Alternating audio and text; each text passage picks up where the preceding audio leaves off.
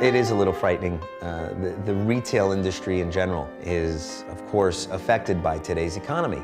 So, you know, what we do as music guides, as well as salesmen, is try to introduce a piano that will fit the budget.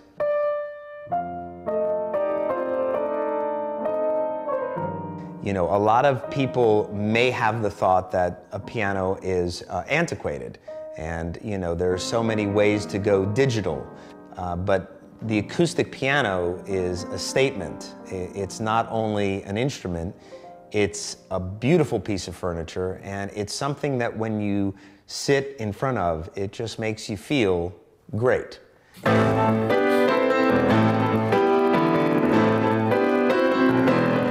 a lucky guy. I am known as the surrogate Elton John.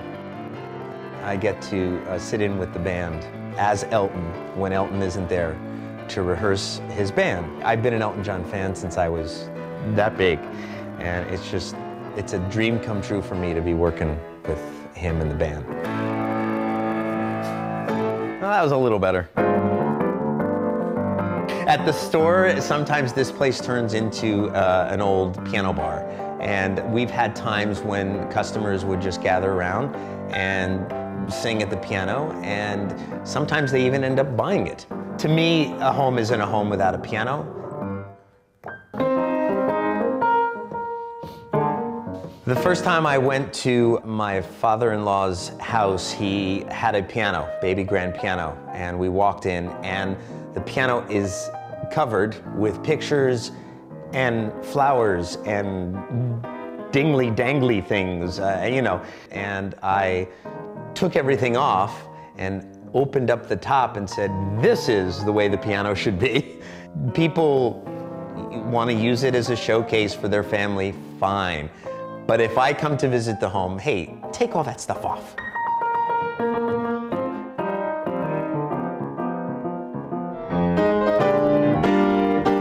All my life, since I was 4, music is a thing that I've loved. It's not like that I felt like I was sacrificing a whole bunch, since this was most of my life. You know, I like waking up every morning and seeing it right there. It's like a third of my bedroom I'm giving up, but you know, I love having it right here and just being able to play and then go to bed and then wake up again and play again. At first, my dad would take me into Circuit City and I'd play on the keyboards there. And that was my first musical experience. And then my parents got me piano lessons. I got to pick stuff that I wanted to play, and I got to play stuff by ear. And I really think that was just an invaluable musical experience and something that allowed me to grow. And then, I kind of realized that, I had this good foundation established by my previous teacher, but I kind of need something more, need to build.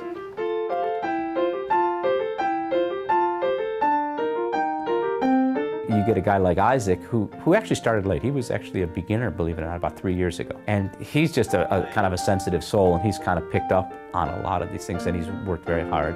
And he's a very musical kid.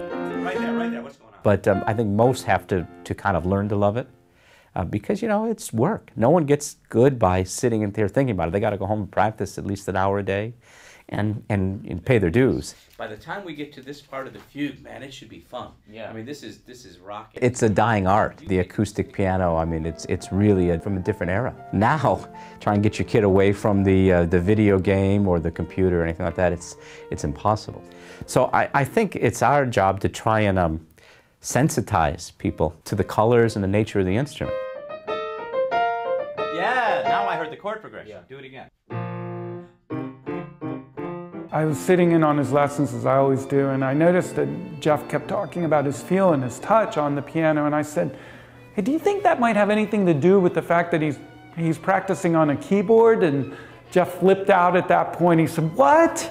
You don't have a piano? I would have never let him even take lessons here if I had known you didn't have a piano. you got to get one. And then we got one, and Isaac's level of play, I feel like, jumped 3 levels.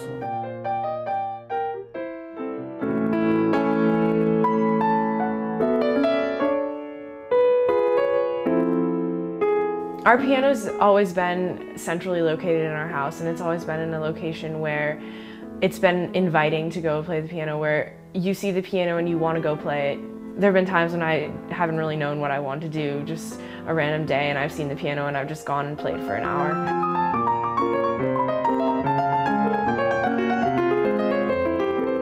We did some remodeling, and the person that was consulting me on furniture placement suggested that we move it into what was then the dining room, into a little room so we'd have a separate piano room. And I just thought that that was really not, I just said no, because it's, I mean, even though it was a great idea, it solved some space problems that we had.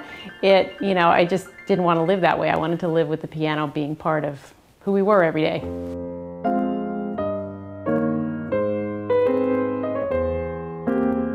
If I go to one of my friends' houses and I play for them on their piano, a lot of times when I'm finished playing, they say, oh, I wish I'd still played, I wish I'd never quit. So I'm really happy that I never ended up quitting piano. I think a couple of times I was a little discouraged by the amount of work that I had to put into it, because a lot of times it's a lot of hard work and it's not that fun all the time. And so I think at a couple points I wanted to just give up, but I'm really happy that I didn't end up doing that.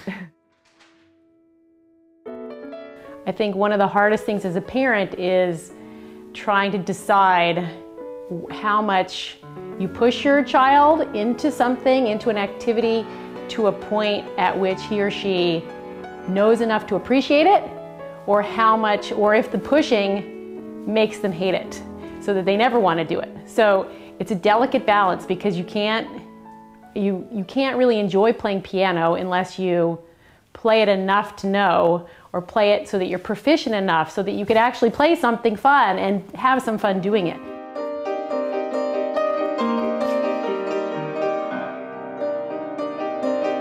If I had to just fixate on this big global problem of, you know, the declining sensitivity to the art of piano playing, I think I would get depressed because I think it is a problem. But really, I think if we do a good job, it multiplies. You know, for every kid that we get to turn on to the music, it's kind of, well, they maybe can turn on a couple more. I don't know, you know, but we try.